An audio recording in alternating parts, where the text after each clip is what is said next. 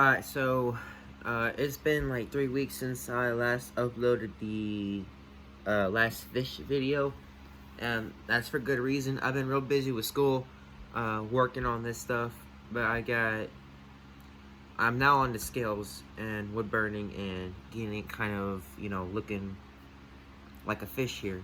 So this is what we got as far as the face goes. I have changed pretty much everything about how it was a long time ago. The face detailing, all of it, it's all a lot different now.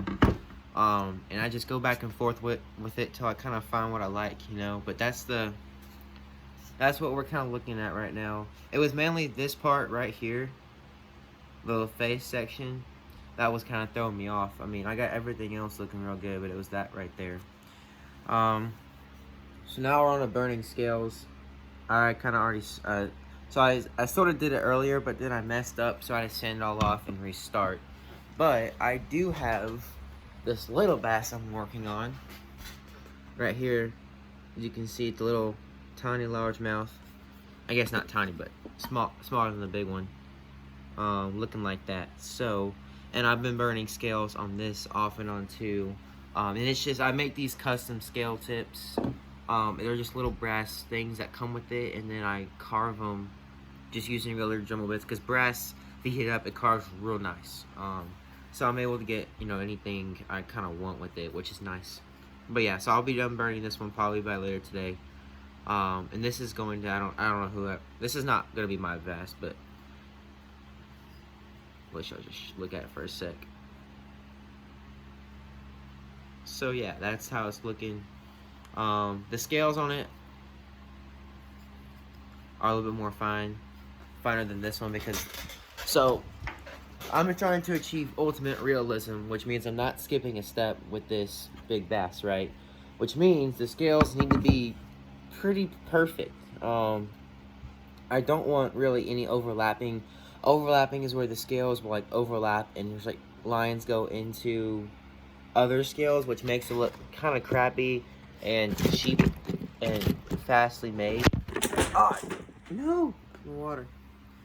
I don't have an iPhone still. So what I'm trying to do is make it to where each one is perfect. And so in order to keep that scale alignment to make it perfect, I make sections, alright? So there's different sections. I do one section at a time, because each section has a different slope, has a different angle I need to burn at, and I want to do all the flat face first, and then I will take this, and I will take the wood burning tip, and I will basically kind of make a convex edge, and to burn these edges like that in the belly, so it kind of goes on like around it. Anyway, it's a long process, but I want the scales to look really good. And I feel like that's a really good size. It's not too big, it's also not too small, because with largemouth bass, they have a pretty messy scale pattern, but it's also really uniformed and also really big scales. And this will also allow me to do more detailing when the paint job comes along, because I can do scale tipping and kind of give the belly scales more three-dimensional. It'll just really make it pop. And you could paint scales, but that's just for lures, really. I don't really paint scales on fish carvings, but that's kind of what we're doing here. I'm going to show y'all real quick how I actually burn the scale.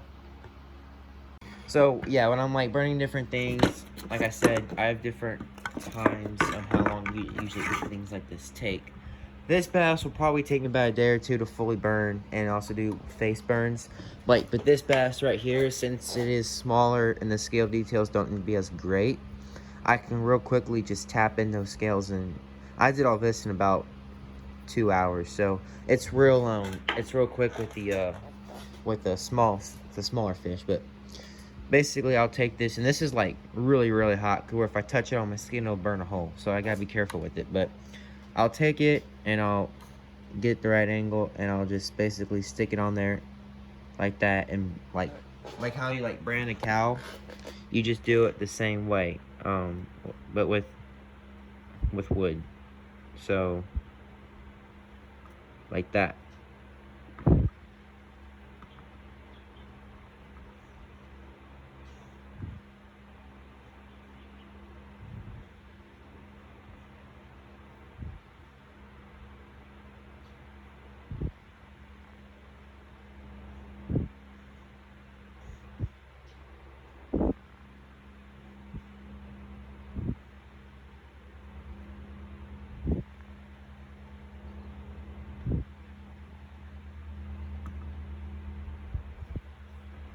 There we go. So yeah, alright, so that's basically how you make the scales on there. And then you can also do like big scales next to small scales, because like I said, it's a messy pattern, but it's uniform. So it's not like gonna be different angles and crap. It's gonna be up and down, right, but it's not gonna be perfect. And overlapping is where you see how this kind of goes into that scale, but sometimes it's a real like drastic, you know, and sometimes you don't really get the back of it fully attached. And see how that kind of like cuts in but doesn't really touch yet. So I mean, when you have the clear coat and the paint, you really cannot tell at all, but sometimes it can be pretty drastic, to where it'll even like, you know, cut into like that. And so if your scale tip goes overlaps it, that's how it looks not bueno. So it's just important that you kind of, you know, take your time, make sure it looks good. And I'll just do like sections of it, you know, and then I can fill it in. But the face is looking really, really nice. That's the top of the head right there. I've been also catching a lot of, you know, similar sized bass lately. And I've been taking lots of reference pictures and photos and videos, so I know just what to do here, to get these gills flare, these flares right too, which is very important. So yeah, basically we're gonna get the scales burned, get the face burned. Once all of that is done, we're going to finish the mouth detail, do the back fin, and then start with some regular fins, and get that going. So alrighty, so it is 1 week later. I filmed that quite a while ago, 1 week ago. And that was because I've been working on it.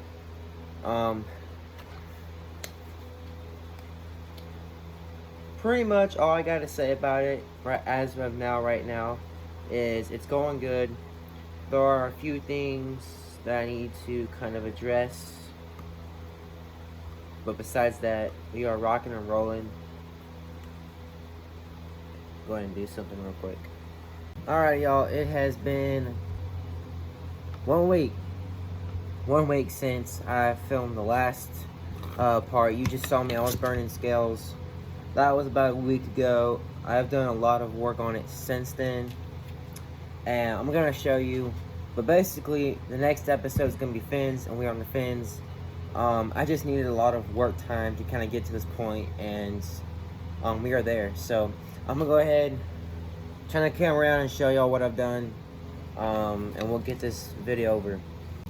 Alright, so long story short, I finished burning every single scale needed on this bass. Okay, I finished the gill carvings and details. I put in the tongue down there, and I did the back fin, has details too now. So that's all done,